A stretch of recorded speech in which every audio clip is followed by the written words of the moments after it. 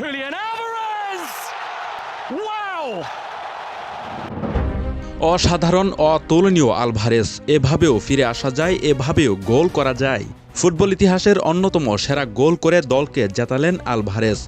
১১২ মিনিটে এক অসাধারণ কার্লিং শটে গোল করে আর্জেন্টিনাকে সেমিফাইনালে তুললেন স্পাইডার খ্যাত আলভারেজ, যা সত্যি অসাধারণ, অতুলনীয়, অভাবনীয়।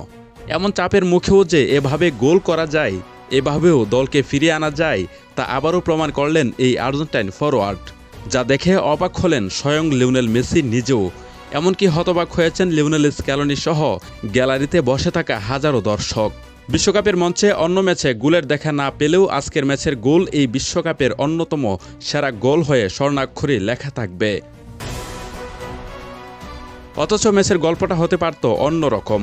নির্ধারিত ৯০ মিনিটের খেলা এক গোলে সমতায় শেষ হলে ম্যাচ গড়ায় অতিরিক্ত সময়ে। সেখানে ১১১ মিনিট পর্যন্ত স্কোর লাইন ছিল একই, কিন্তু এর পরপরই শুরু হয় আলভারেজ ও লাউতারো মার্তিনেজের ম্যাজিক। শেষ পর্যন্ত সুইজারল্যান্ডকে ৩-১ গোলে উড়িয়ে দিয়ে সেমিফাইনাল নিশ্চিত করে আলবিসেলেস্তারা। লড়াইয়ের শুরু থেকে বল দখলে রেখে আক্রমণে যায় আর্জেন্টিনা। ম্যাচের মাত্র ১০ মিনিটই লিওনেল মেসির দারুণ এক কর্নার থেকে উড়ে আসা বলে চোখ ধাঁধানো হেডে গোল করে দলকে ১-০তে এগিয়ে নেন মিডফিল্ডার অ্যালেক্সিস ম্যাক অ্যালিস্টার।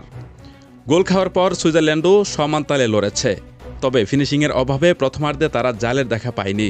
বিরতির পর ম্যাচের ৬৭তম মিনিটে রিকার্দো রদ্রিগেজের পাস থেকে দারুণ এক গোল করে সুইজারল্যান্ডকে ১-১ সমতায় ফেরান ড্যান এনদুয়ে।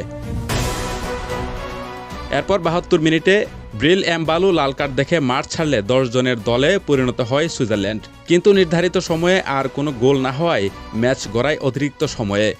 আর সেখানেই দেখা মেলে আলভারেজ ও লাউতারো ম্যাজিক।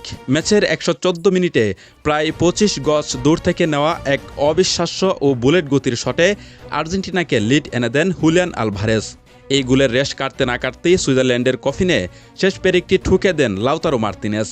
আর তাতেই ৩-১ গোলের মহাকাব্যিক জয় নিয়ে সেমিফাইনালের টিকিট কাটে আর্জেন্টিনা।